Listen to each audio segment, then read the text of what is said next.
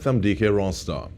Some may prophesy doom and gloom, others may be seeing the same clouds inclusive of silver linings. We're looking at an economic outlook pre the budget with CEO of the American Chamber of Commerce of Trinidad and Tobago, Nirad Tewarie.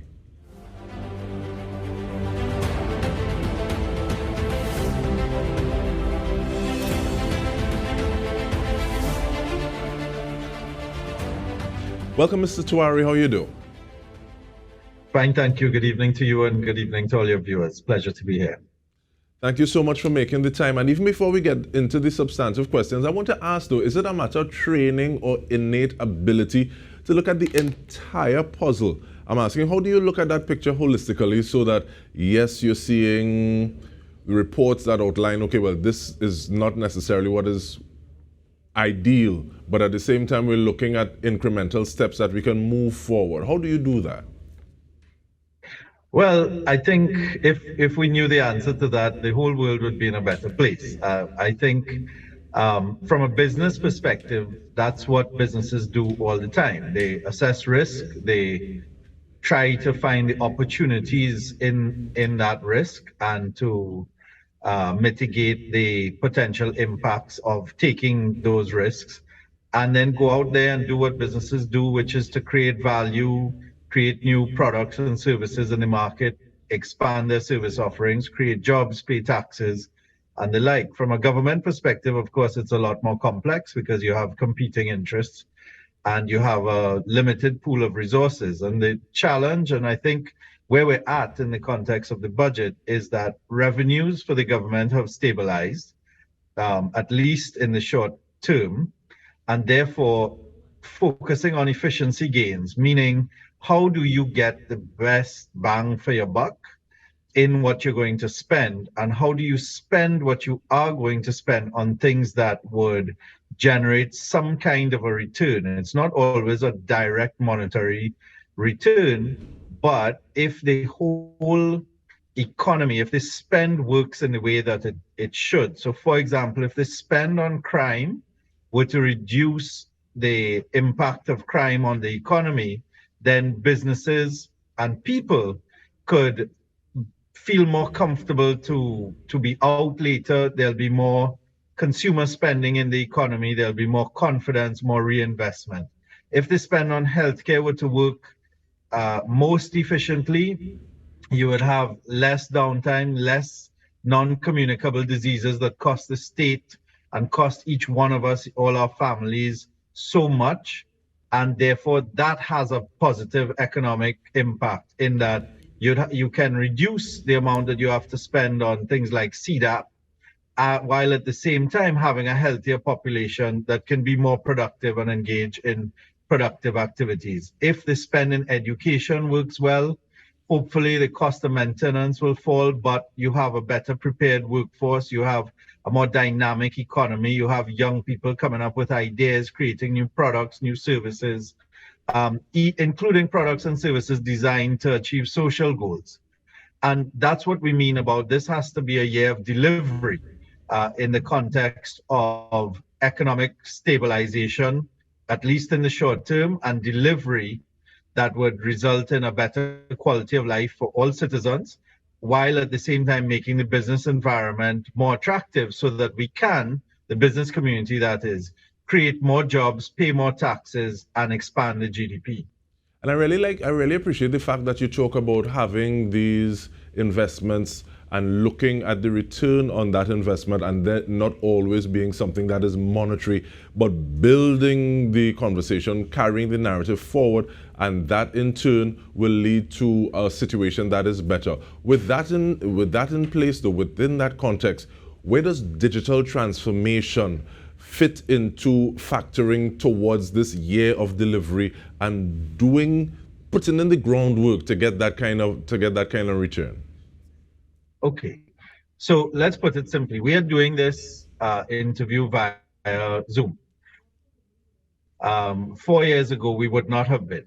And that has created for you and for us significant efficiency gains. We don't have to drive and park, and you don't have to have someone greet us and have your green room in the same way.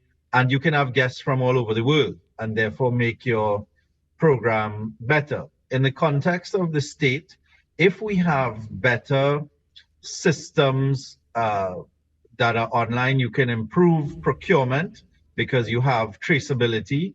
If you implement the national digital identification number and link it to all of the services, all of the interaction that the state has with each citizen, you can have a system where you can manage how you treat with each citizen. The citizen, each one of us, can get a lot more done in interacting with the state, feel better about our interaction with the state, applying for driver's license renewals, passport renewals, birth certificate and marriage certificates and so on, which is starting to happen.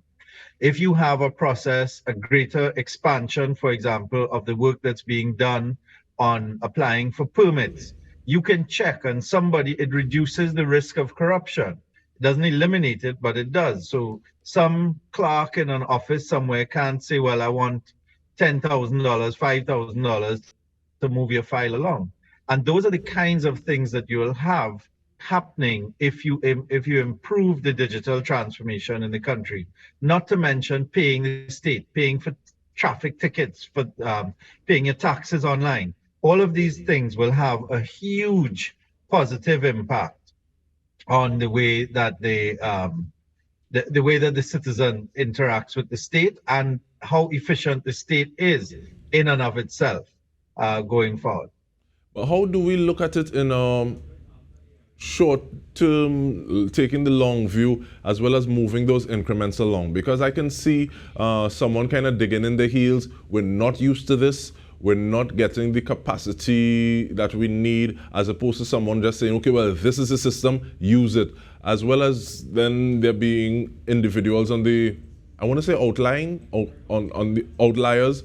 So saying, okay, well, we don't have someone to help us do this. The way that someone sometimes in a bank, you'd have someone, a customer service representative, help a person use that card. Yeah. If they're nervous about using that card in the ATM, what is to prevent them from saying, no, I'm not using something like this that is online. I like my line. I like to go and see the person right in front of me. Yeah. So I think, I mean, societies always have to take care of the most vulnerable, but you can't dictate your progress by that. In fact, you have to design systems to pull them along. Dike, do you have any relatives who are, say, over 75, 73? I do. Do they use WhatsApp? They do, with emoticons and morning greetings and blessings. And what did they say 15 years ago about the internet? Well, I didn't want to say that it needed holy water, but at the same time, it wasn't ideal for them. Exactly. And so that's the thing, right? We have to find the applicability, the use cases for it. So when we talk about going cashless, right? When the person who does not like it, as you put it, still wants to pull out $100 or $20, whatever, and pay their bills and stand up in line. If we create the opportunities for them to see, hey, at home, I could just punch in a thing on my phone, because that's the other thing. Not everything could be web-based, right? So you have to create the applications that allow people to use this the way that they use their devices at the moment. And when they see that these things are possible, they will not want to go back. And yes, you have some hand holding and the like, but you cannot build a society, you cannot progress a society by catering for the people who are resistant to change. You have to implement the change with the change makers and let them become your mavens. Let them become the ones who spread it for you. And then as you do that, you make it more and more accessible to those who may have been resistant in the beginning. And on this point, we take a short break. We're speaking with CEO of AMCHAM, Nirad Tewarie, looking specifically at national budget recommendations. Stay with us. We return with more.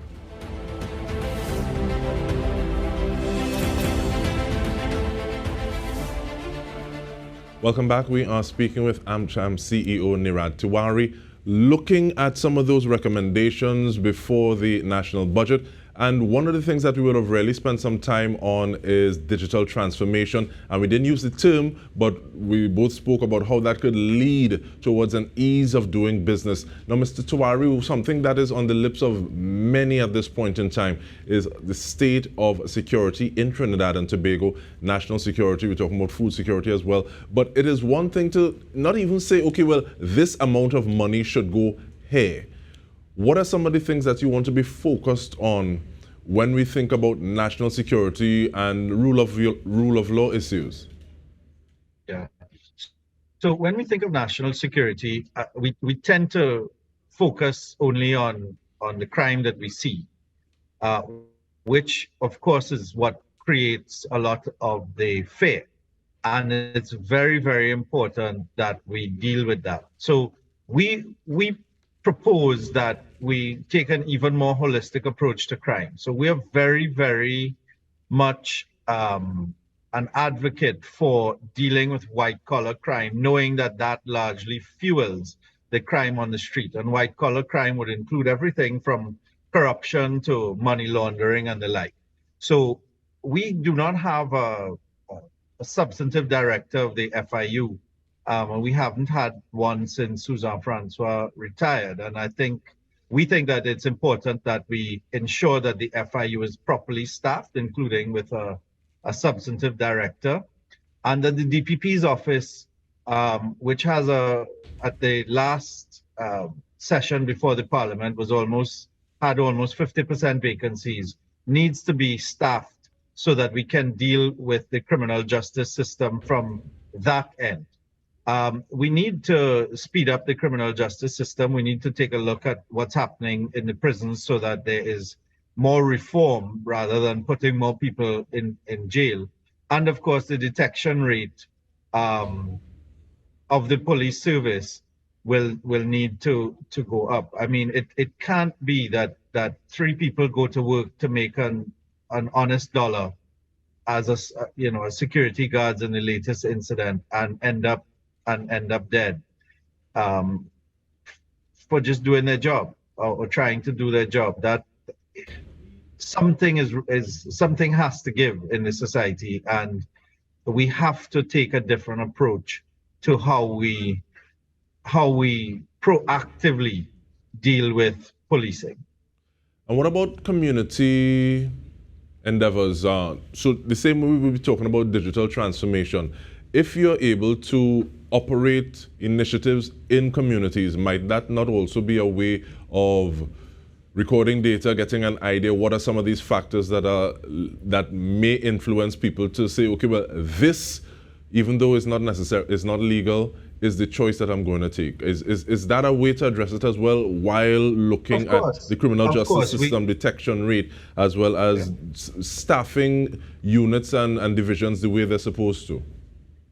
Yeah, so the system needs to work is the point that we're making, and the system needs to be adequately resourced to work. And that doesn't just mean, as you started off by saying, Dike, throwing money at the problem. It means targeting what you do and how you do it. AMCHAM Trinidad and Tobago has been an advocate, and actually we ourselves get involved in work at the community level. We being those of us in the secretariat. So absolutely that has to be done. But when you do that, you help, and each drop fills the bucket. But you need a systemic approach in a coordinated way to deal with the situation as we're in today. Speaking of data, though, one of the things that we are very much advocating for is the National Statistical Institute, with the evolution of the CSO, so that we can have real-time national data for decision-making. The Prime Minister would have said that the government is going to bring that legislation in this sitting of Parliament, this session of Parliament, and that it will require 3/5 majority. So we are hopeful that the opposition will support that piece of legislation, understanding that they too can use the data. The whole country needs the data. And if there are specific concerns, as there are from time to time with legislation, if they can identify those, and that the government would listen and engage meaningfully so that we can ameliorate those concerns and ensure that we have this very important institution up and running by next year. And we have about 3 minutes more, Mr. Tewarie, but what is the role of private sector in terms of getting this done along with government's efforts? And I also want to ask you to define nearshoring and how it can help as we move forward in this year of delivery. Okay. So basically, I mean, what we're doing now, right? We can try to engage with the legislators to explain from our perspective and nationally the importance of the particular piece of legislation to the outcomes that we want, and implore them to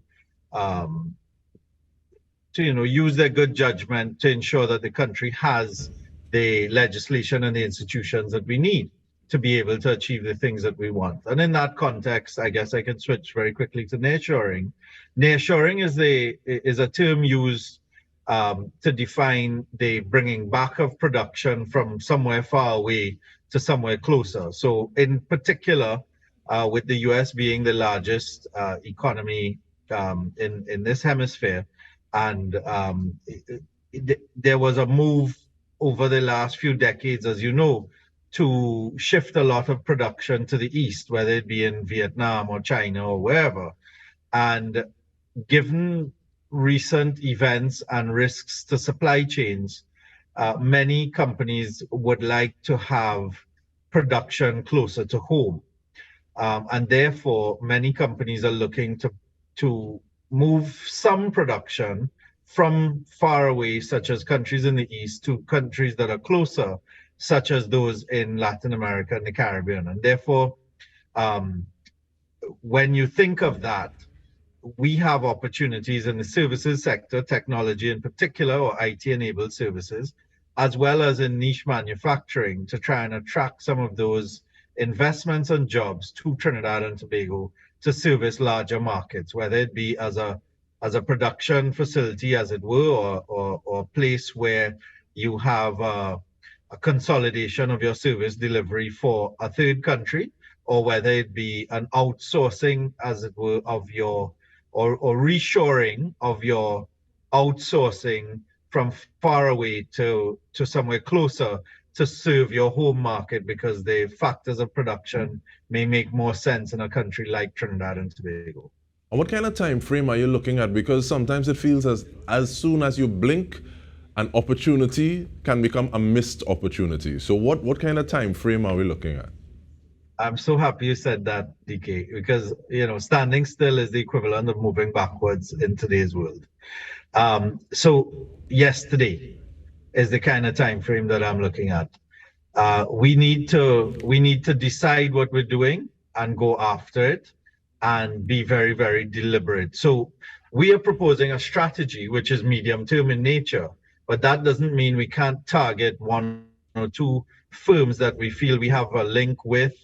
There might be somebody from the diaspora, or we may just say, you know what, we want to have an Amazon Web Services, a Google Development Center, or whatever in Trinidad and Tobago. And that's where I think the government and the private sector can work very well together to go out there and do this. And we're already trying. I mean, for example, just this week, one of our members talked about setting up a small shared services center in Trinidad and Tobago. And the more of those that we have, the more we can make the case for something bigger, something more dynamic, more impactful. But each one, as we say, the drop in the bucket that I was referring to earlier, 25 jobs is nothing, 25 professional jobs is nothing to sneeze at, right? So it can be done. And on those words, we thank you so much, Nirad Tewarie, CEO of AMCHAM, looking at those recommendations before the upcoming budget. And on behalf of the entire TTT News team, I'm Dike Rostant. This has been In Depth with me. Thank you so much for joining us.